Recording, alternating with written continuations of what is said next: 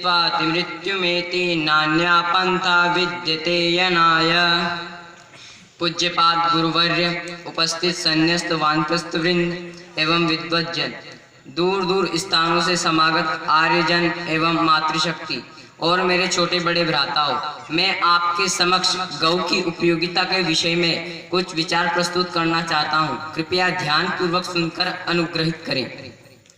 गौ शब्द गमृगतो धातु से गमरेडो ओणादिक सूत्र से डोह प्रत्यय लगाने पर सिद्ध होता है। इसकी निरुक्ति करते हुए महर्षि दयानंद जी कहते हैं, गच्छति यो यत्र यया वासा गौ पशुरिंद्रिय सुख किरणों वज्रम चंद्रमा भूमिर्वाणी जलम वा। अर्थात जो गमन करता है और गमन के योग्य व्यक्ति जिसके द्वारा बनता है वह गौ है। अन्य अर्थों को न लेकर हम यहाँ चतुष्पाद गाय ले रहे हैं। जैसे माँ अपने बच्चे का उपकार ही करती है, अनुपकार नहीं, वैसे गौ भी समस्त मनुष्यों का कल्याण ही करती है। इसलिए गाय को भारत में माता कहा जाता है।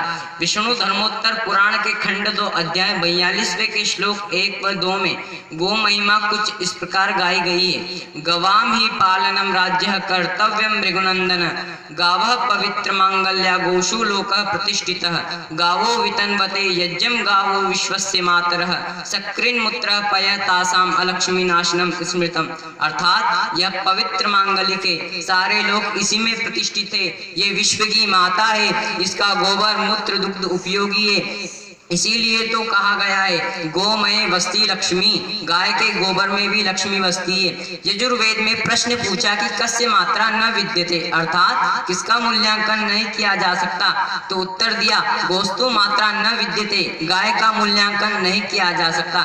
गर्ग संहिता के गोलोक खंड के 4थे अध्याय में कुछ उपाधियों का वर्णन हमें प्राप्त होता है। उसमें कहा गया है जिसके पास 5 लाख गाय होती थी उसे उपनंद की उपाधि, जिसके पास 9 लाख गाय वो नंद, जिसके पास 10 लाख वो ऋषिभानु, जिसके पास 30 लाख वो ऋषिभानुवर, तथा जिसके पास 1 करोड़ गाय होती थी उसे नंदराज की उपाधि दी जाती थी। तो प्रश्न उठेगा इतनी गाय रहती कहाँ थी, उनके चारे आदि की व्यवस्था कैसे होती थी? तो इसका उत्तर यह है कि उस समय का भारत आज का भारत नहीं था। उसमें तिब्बत, पाकिस्तान, श्रीलंका, वर्मा, बांग्लादेश, भूटान, नेपाल आदि सब सम्मिलित है। उस समय का परिज्ञान कुछ इन आंकड़ों से लगता है। आज से लगभग 2300 साल पहले सिकंदर ने भारत पर आक्रमण किया था और उसका राजदूत मेगस्थनीज भारत में 6 वर्ष तक रहा और उसने एक इंडिका नामक पुस्तक लिखी। उसमें लिखा कि चंद्रगुप्त के समय में मनुष्यों की संख्या 19 करोड़ और गायों की संख्या 36 करोड़।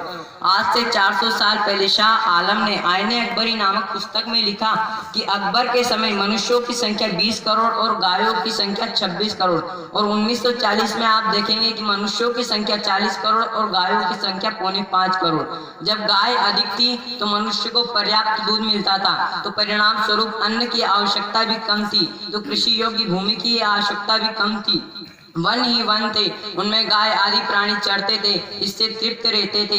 इस प्रकार चारा की पूर्ण व्यवस्था रहती थी। महर्षि दयानंद सरस्वती जी ने गायों की महत्ता को समझते हुए अपने जीवन की सर्वप्रथम लेखनी गाय के लिए चलाई और गौ करुणानिधि पुस्तक लिखी, और अंतिम लेखनी भी गाय के लिए चलाई और राजस्थान के मसूदा राज्य के राजा को गौ हत्या के विरोध में आदेश पत्र द्वारा दिया।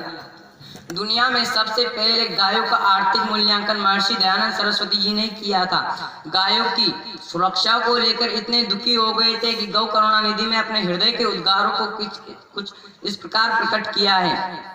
हे महाराजाधिराज जगदीश्वर, जो कोई इन गौओं को न बचावे तो आप इनकी रक्षा करने और हमसे कराने में शीघ्र उद्यत कीजिए। अगर गाय न होती तो राजा दिलीप के यहाँ रघु न होते, और रघु न होते तो फिर दशरथ न होते, और दशरथ न होते तो फिर राम भी न होते, फिर रावण जैसे महादुष्ट का वध कौन करता? कृष्ण अगर गाय का दूध न पीते तो बलवान न बनते, तो कंस व जरासंध आदि के अत्याचारों को न रोक पाते। राम और कृष्ण तो हमें गाय की वजह से प्राप्त हुए हैं। आज लोग अपनी धन व जीवा की लोलुपता के कारण गाय जैसे महाउपयोगी प्राणी का प्रतिदिन हजारों की संख्या में हत्या कर रहे हैं। हम गाय की रक्षा व सुरक्षा करें, नहीं तो राष्ट्र कवि मैथिली शरण गुप्त जी की चेतावनी पर ध्यान न देने का पछतावा ही हाथ लगेगा।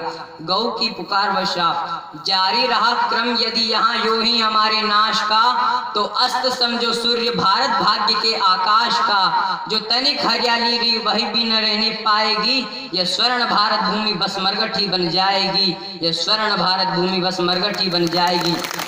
महर्षि दयानंद सरस्वती जी ने गौ करुणानिधि पुस्तक में ठीक ही लिखा है कि गौ आदि प्राणियों का नाश होने से राजा और प्रजा का भी नाश हो जाता है। इति ओम शांति।